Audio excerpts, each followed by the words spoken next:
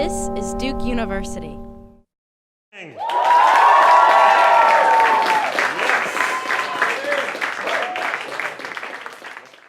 James, I heard the voice of a classmate of mine, whose nickname is Potato, in the break of my 5th grade classroom.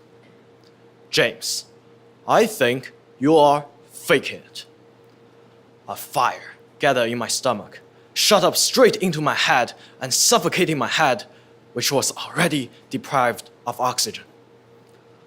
I strode directly to his desk, picked up his metal pencil case, tossed in the air, and walked away. I do not need to turn back my head to imagine the stunning looks that my classmate will have after the drop of the pencil case, because I know that I have broken the most important code of conduct in China: discipline. You see, in China, where I come from, discipline is the highest honor.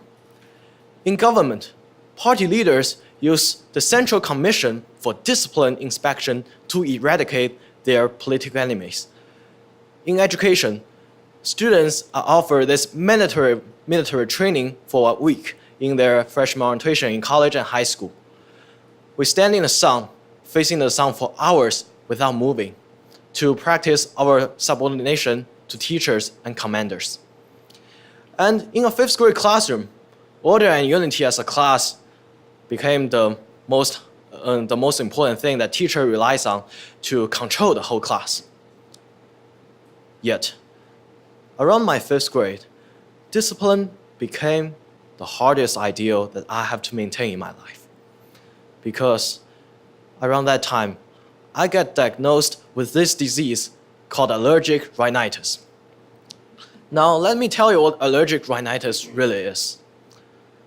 Rhinitis is feeling like having a cold, but for the entire pollen season.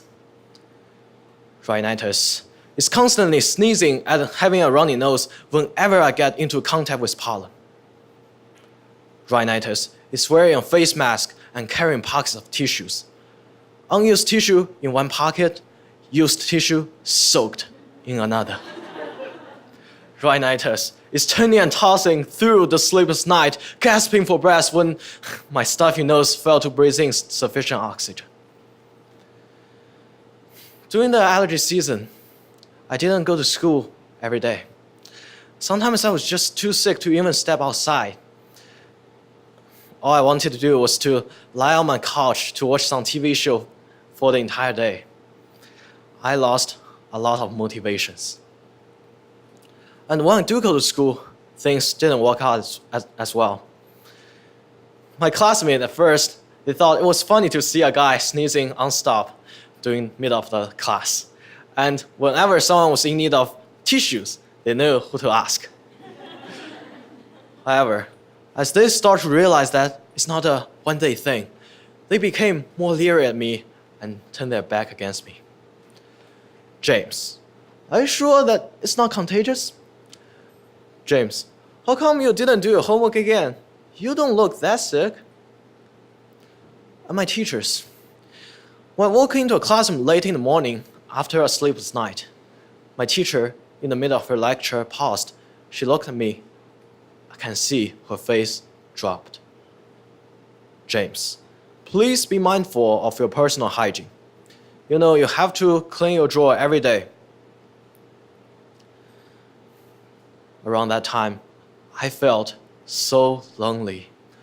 All I wanted was friends, but everyone was turning their back against me, treating me like a criminal, like a social outcast. I have done nothing wrong. What was happening? During the day of the pencil case incident, I was feeling particularly sick and moody. And that was when I heard, James, I think you are faking it. Potato walked past me without even lowering his eyes at me. You fake that you are sick just because you want attention, don't you? A fire suddenly gathered in my stomach. I clenched my teeth and sniffed in my snivel. I cannot bear it anymore. I strode directly to his desk on the other side of the classroom and snatched his metal pencil case. At that moment, all my pain of the past weeks and the frustration to fit in to prove that I am nothing but normal catalyzed. I snatched his metal pencil case, tossed it in the air as high as I could, and walked away. It was the longest second in my life waiting for the drop of the pencil case. I was somewhat scared, but more thrilled. I was thrilled of escaping all orders and expectations, thrilled to release my true feeling to this unfriendly world, and thrilled to enjoy this even fleeting moment of freedom from my haunting disease. Bang! It was so destructive, so rebellious, it was mellifluous cacophony. Wah! The broken pencil scattering all across the floor, kids from everywhere were skulking at this incident. Potato saw it too. With his bloodshot eye, he rushed directly at me, charged at me. We engaged at each other. I tried to put all my anger and frustration into my arm, tried to beat him down. Yet, as soon as I got into contact with him, I was outpowered. The chronic illness weakened my muscle. I got pushed into a pile of desks. I stood up, put out a boxing stance, and decided to fight him until the end of the day. Stop it. James, you know what you're doing, don't you? Stop it. The injunction of my teacher was like the final whistle of a soccer game, a bucket of ice-cold water dumping on my head. I froze. James, stay after school and call your mom here. After school, my mom came. My teacher and her had this long conversation one-on-one in the classroom while letting me to wait outside. It was dark out already. I stood outside, staring at the traffic light, the fleeting light of the passing cars on the street. 10 minutes, 20 minutes, 40 minutes. I just want to go home. It was no time to care about my physical discomfort. Contrition and anxiety filled my heart.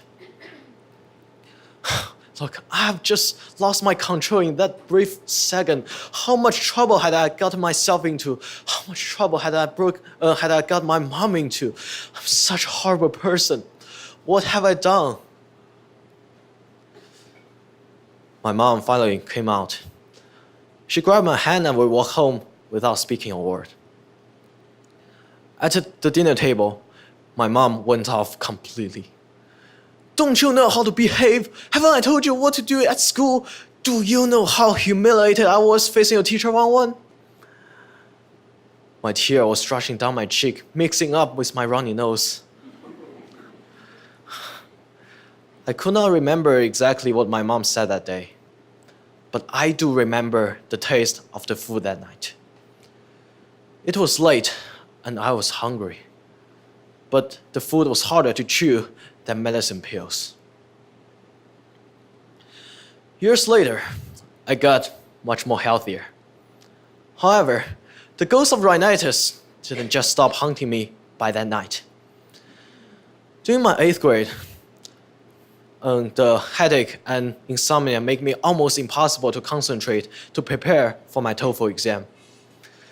During my high school tennis career, I was sometimes just too sick, too weak to even finish a tennis match. However, after the fight, I gradually learned to control myself. For TOEFL, I made a systematic plan to manage my stress and efficiency and to finish the test on time and did a good job. For tennis, I sought encouragement from my teammates and urge from my coach to carry on every game and do my best. Look, there are things that I could not control. My body can betray me. My friends can turn away from me. My teacher can judge me, and even my mom can misunderstand me. These are the things that I could not control.